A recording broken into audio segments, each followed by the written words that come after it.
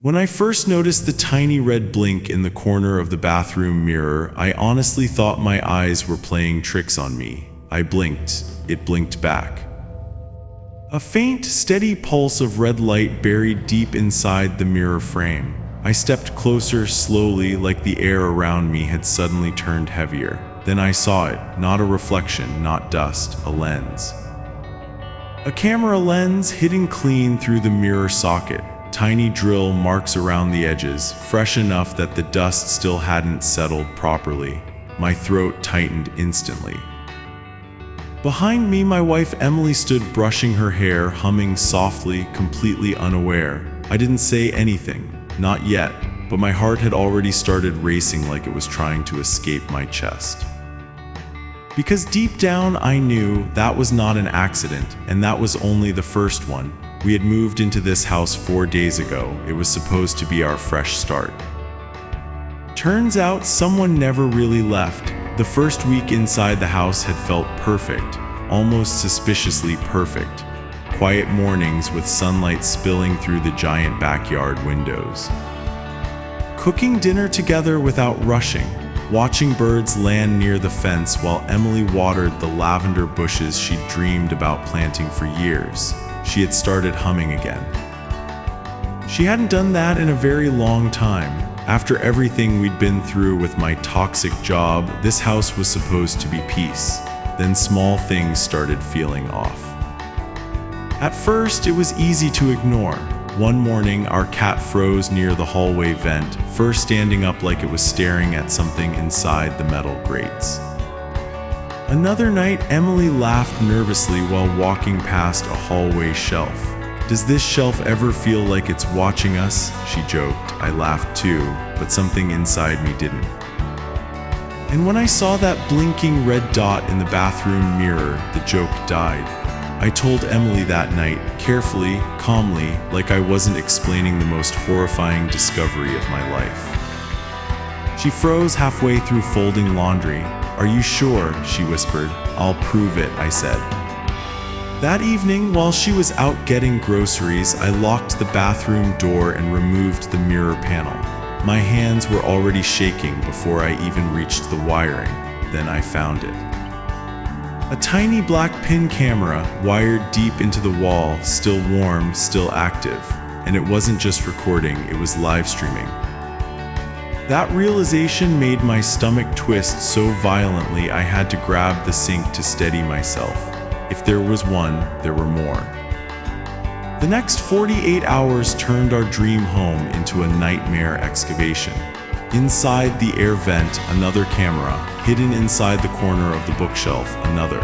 The bedroom smoke detector, fake. By the time we finished searching, we had found 6 cameras. 6. Each one angled perfectly toward spaces where we lived our most private moments, where we slept, where we argued, where we loved.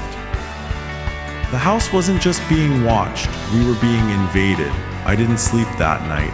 I just lay there staring at the ceiling fan spinning slowly above us. Somewhere, someone had watched us through those lenses, every laugh, every shower, every quiet conversation. My jaw clenched so tight it hurt. Who the hell does something like that? And more importantly, why us? Then I remembered Ronald, the man who sold us the house. Older, polite, a little too eager to sell, said he was retiring to live near his daughter. Barely negotiated price, he had lived in this house alone for nearly 15 years. No family photos, no personal decorations, just books, old magazines. In this strange way, he called the house his sanctuary. At the time, I thought he meant memories. Now, I wasn't so sure. We wanted to go to the police immediately, but Emily stopped me. "If we accuse him without proof, he could destroy everything," she said. She was right. So instead, we played along. We left every camera exactly where it was. We started whispering in code. Changed clothes in rooms we knew weren't covered. Pretended life was normal. Then I built a trap. I wired a tracking device directly into the camera power network. If someone logged into the live stream, I would know exactly where the signal originated. We waited. For 3 agonizing nights, nothing happened. then Tuesday morning at 2:47 a.m. The GPS tracker pinged. Someone had logged in. Location 10 miles east. A rusted post-war trailer sitting alone on a neglected plot of land. Registered owner Ronald Benton. "You think it's him?" Emily whispered, her voice trembling. "I don't think," I said quietly. "I know." She looked like she might break right there, and honestly, so did I.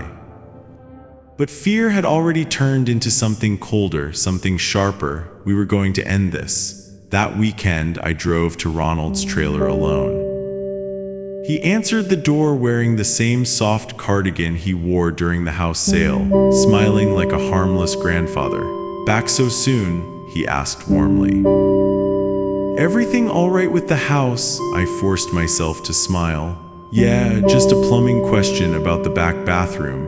He invited me inside. The trailer smelled like burnt coffee and damp carpet.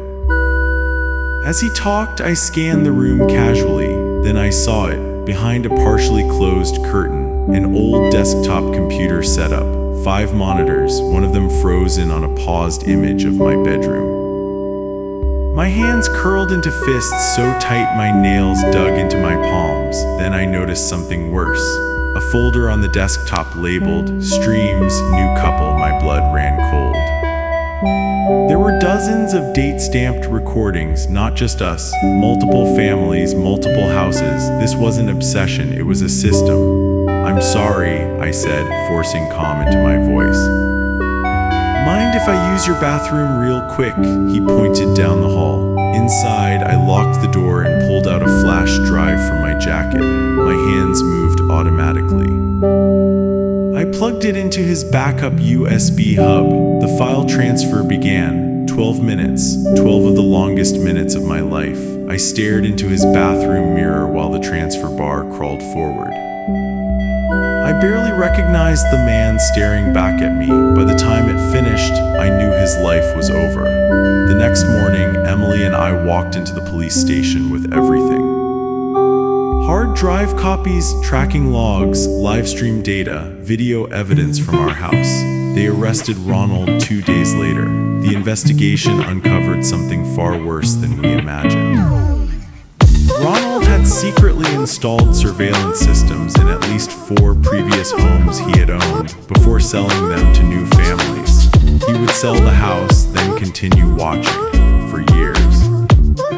We were just the first ones to catch him. In court, he looked smaller than I remembered, fragile, shaking, crying. He blamed loneliness, said he never meant harm.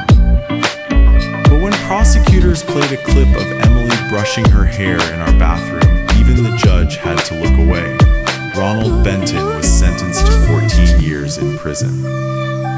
We gutted the house afterward, every wire removed, every vent replaced, professional surveillance sweep, new locks, new security system, ones we controlled. But Emily never hummed while brushing her hair again, and honestly, neither of us ever fully relaxed inside that house again, because evil doesn't always wear a mask. Sometimes it wears cardigans, sometimes it smiles politely, sometimes it hands you house keys and watches you from the walls. But one thing gave me peace: we didn't stay victims, we exposed him. For ourselves, for every family that came before us. Justice didn't erase the damage overnight, but it started with this. We turned his obsession against him and showed the world exactly who he was on camera.